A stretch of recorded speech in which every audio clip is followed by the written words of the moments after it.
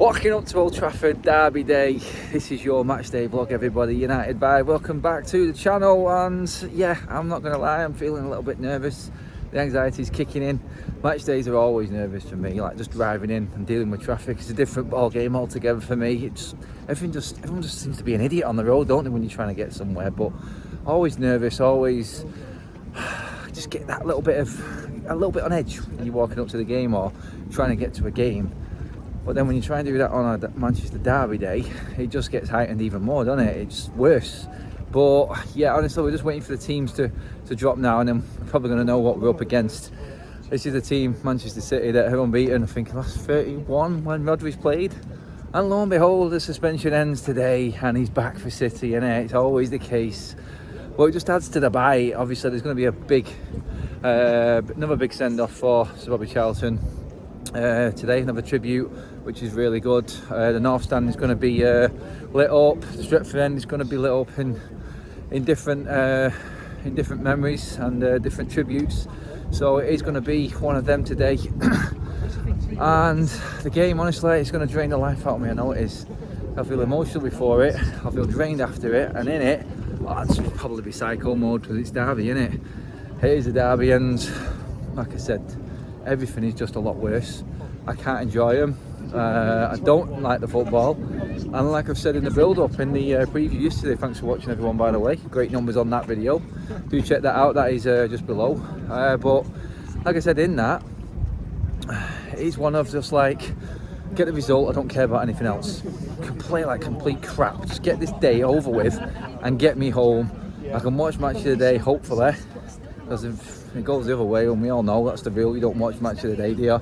But yeah, that's it really, just get the day over. It's one day I just don't like, even though the excitement and build up and everything is just like, it's good, I love it, but then I don't. It's hard to explain. I think if you were match going football fan like me, then you know what I'm talking about right now. But yeah, just walking around the corner now to the stadium. Let's get some team news when we get in there. I'll see you there. Alright, didn't even make it to the stadium. The team's dropped right now. We're done. City win. Let's go home. I've seen that team. It's just not a cat and hell's chance.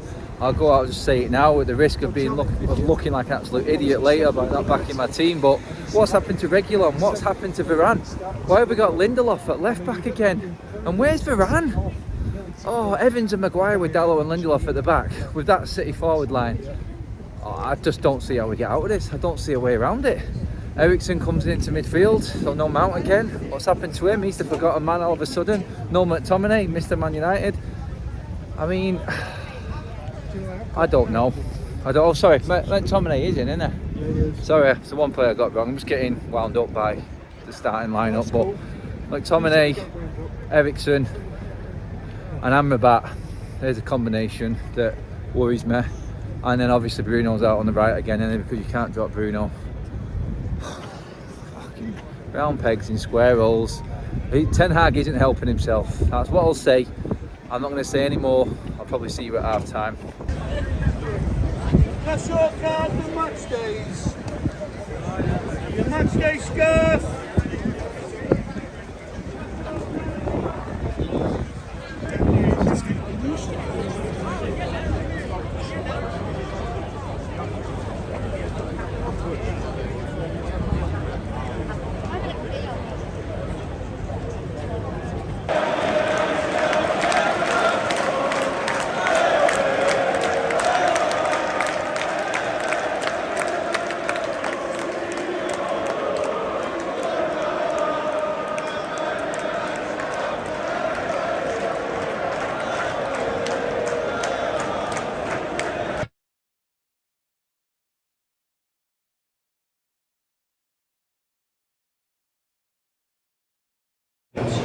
Okay, half time, and probably not as bad as what I thought it could have been with that lineup.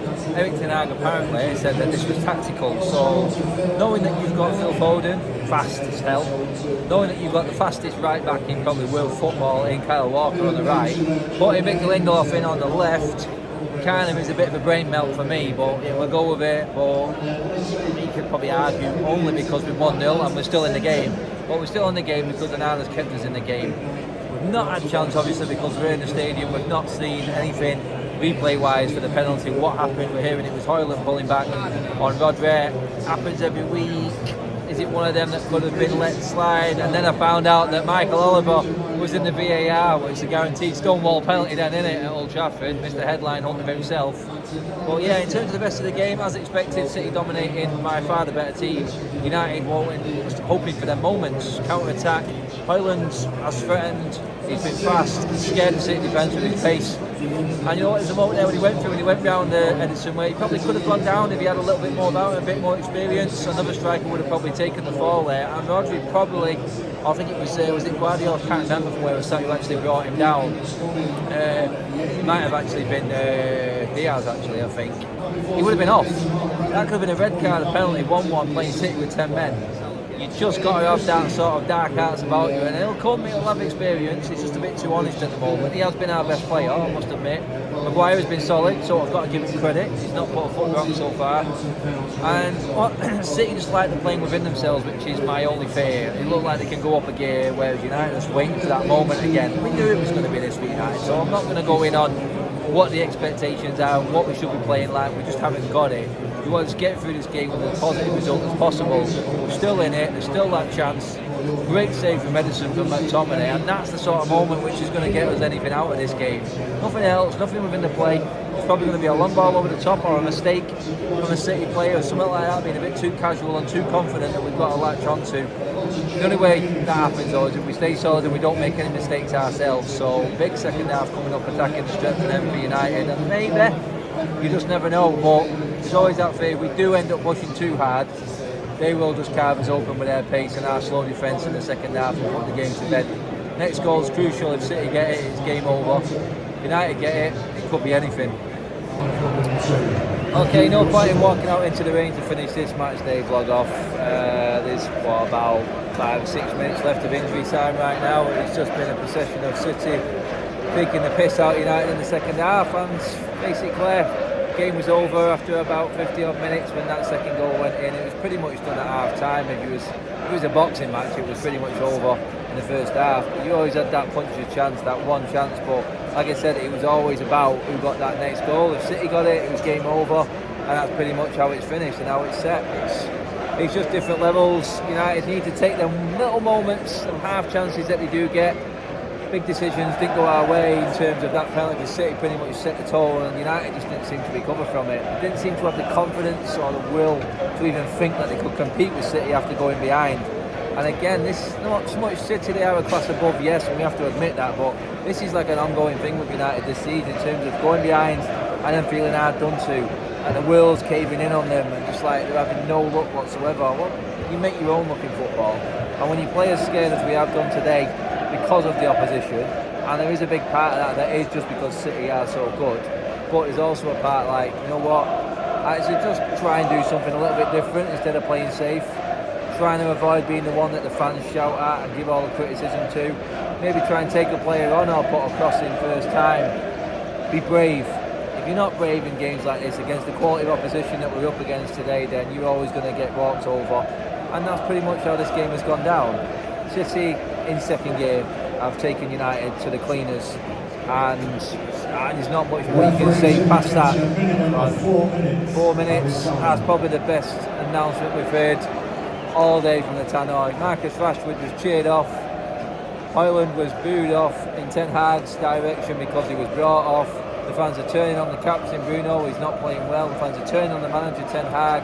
Homegrown favourites like McTominay, I won't say favourites, homegrown players like McTominay and Rashford, you'd expect them players to know what these days were about and know what was coming and what the fans expect. You play to that level. They were nowhere near it today. They lost. When you play scared, like I said, you get what you deserve in football. And today these players will be absolutely slaughtered in the press. Ten Hag will take his criticism. He'll have no answer, and I don't think he should even try and answer. Tactical changes, he said, putting Lindelof in at left back. Where was he for Haaland? Coming in at the back post for that second goal, which killed it all off. I just don't understand. When you've got a left back on the bench who is fully fit, why are you not playing him? Honestly, it's hard to figure out and hard to defend Ten Hag when decisions like this are being made now. So for me, if he does get criticised, then he's just going to have to own up to it. He's going to have to take what criticism he comes his way. Manchester United, under his tenure, are falling backwards a little bit. And unless he gets a grip, unless he actually does start trying to play his way instead of being so negative and defensive, and he starts dropping players and bringing players in who deserve the chance. I mean, it's like, again, they're going back to it again, I know, but round pegs in square holes. It's like Lindelof isn't a left back. You've got a left back on the bench. Bruno Fernandes is not a right winger. You've got a right winger, two of them on the bench. Marcus Rashford, he's doing absolutely nothing and walking around with his head up his arse. Get him off the pitch. You bring Højlund off first. Take what's coming to you, Eric. You're going to have to learn from this fast, because if Sir Jim Ratcliffe comes in and you are not getting results on the pitch, you're not going to get the sympathy of a Murto and an Arnold. You're going to get a cutthroat businessman who wants success for his investment. Act on it now. City fans are singing "We Are Shit." They're not far wrong. Hang on, just as I speak, I think 4 is on the cards here. No, we get away with 1. But guys, yeah, there's not much more I can say. You tell me what you think in the comments below. Bad day at the office. I said it could have gone this way. It was pure hope that it wouldn't go this way, but we've just been put firmly in our places today. Cheers for tuning in, everyone. I wish I could be upbeat, but I think you can forgive me for being a little bit downbeat with my analysis there of the game, because it has just been that bad. You watched it, let me know what you think. Like, share and subscribe. See you in the next one. Oh, don't forget guys, I'm live later tonight. Oh, God help me.